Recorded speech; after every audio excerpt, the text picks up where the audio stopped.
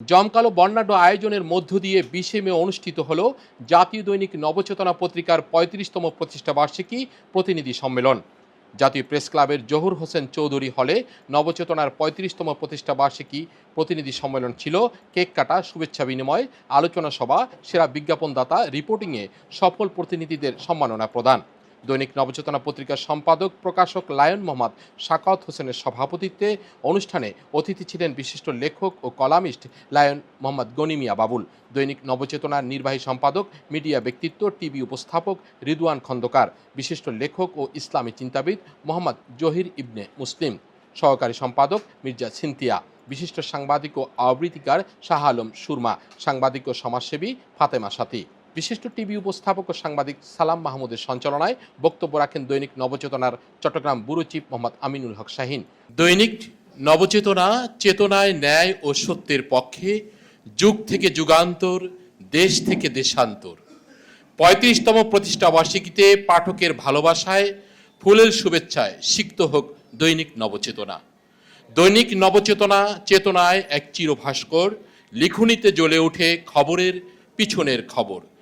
চট্টগ্রাম কৃষক দলের সাবেক যুগ্ম আহ্বায়ক মোজাহিরুল কাদের। আমাদের সংবাদ মাধ্যম যদি মনোযোগ সহকারে এদেশের জন্য কাজ করে, আমি মনে করি আমাদের এই দেশ একটি অর্থনৈতিকভাবে এবং স্বাবলম্বী এবং অর্থনৈতিক স্বনির্ভর বাংলাদেশে রূপান্তরিত হবে।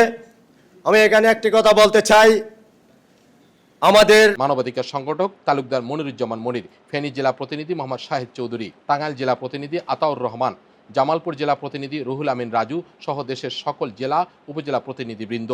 এ সময় মফস্বলের সেরা বিজ্ঞাপনদাতায় প্রথম স্থান অধিকারী আমিনুল হক শাহীন, দ্বিতীয় স্থান অধিকারী মোহাম্মদ শাহেদ চৌধুরী, তৃতীয় স্থান অধিকারী মোহাম্মদ রুহুল আমিন রাজু। ঢাকা সিটির মধ্যে সেরা বিজ্ঞাপনদাতায় প্রথম স্থান অধিকারী নবচেতনার সিনিয়র রিপোর্টার জাকির হোসেন হারুন, দ্বিতীয় স্থান অধিকারী উত্তম কুমার ধাম, তৃতীয় স্থান অধিকারী পীযূষ কুমার বিশ্বাসের মাঝে পুরস্কার বিতরণ করা হয়। এ সময় আরও উপস্থিত ছিলেন চট্টগ্রাম জেলা প্রতিনিধি শওকত আলী খান বাদল, ফটো সাংবাদিক আলাউদ্দিন খোকন। এ সময় সম্পাদক ও প্রকাশক লায়ন মোহাম্মদ সাকাওয়াত হোসেন বলেন, সত্য নির্ভীক সাংবাদিকতায় দৈনিক নবচেতনা 35তম বছর অতিক্রম করছে। দৈনিক নবচেতনা বস্তুনিষ্ঠ লিখনির মাধ্যমে দেশ ও জাতির কল্যাণে কাজ করে যাচ্ছে। তিনি বলেন, আপনাদের আন্তরিক সহযোগিতার মাধ্যমে দৈনিক নবচেতনা দেশের 15তম জাতীয় দৈনিক হিসেবে প্রতিষ্ঠিত। আগামীতে ও দৈনিক নবচেতনা সকলের ঐকান্তিক প্রচেষ্টায় দেশের শীর্ষ দৈনিকে রূপান্তরিত হবে।